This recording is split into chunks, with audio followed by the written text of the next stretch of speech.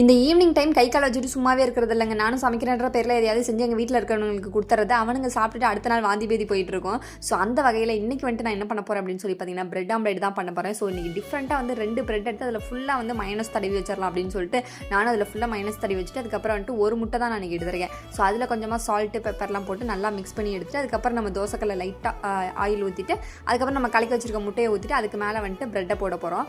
அதை மைனஸ் தடவி வச்சிருக்க பிரெட்டை முட்டை மேலே போட்டுட்டு அதுக்கப்புறம் மேலே கொஞ்சம் ஆயில் விட்டு அதுக்கப்புறம் திருப்பி போட்டுட்டு தானுங்க. எப்பயுமே எனக்கு இந்த பிரெட் ஆம்லேட் சுடும்போது இதுதான் வேலை. எங்கிட்டாவது ஒரு பக்கத்து வந்து கறி போயிடுது. அந்த வகையில் இன்றைக்கி லைட்டாக கொஞ்சம் வந்து பிரெட்டு மட்டும் கறி வச்சு அதை அப்படியே மடிச்சு வச்சு அப்படியே நான் கருகுனதே மறைச்சிட்டேன். அதுக்கப்புறம் சரி ஓகே நம்ம டேஸ்ட் பண்ணி பார்க்கலாம்னு சொல்லி டேஸ்ட் பண்ணி தாங்க பார்த்தேன். டேஸ்ட்லாம் சூப்பராக தாங்க இருந்துச்சு. பிரெட் ஆம்லேட் மாதிரி தான் இருந்துச்சு. கடையில் வாங்கி சாப்பிட்றதெல்லாம் என்றைக்குமே அன்ஹெல்த்தி. நம்ம வீட்டிலே செஞ்சு சாப்பிட்றது தான் சூப்பராக இருக்கும்.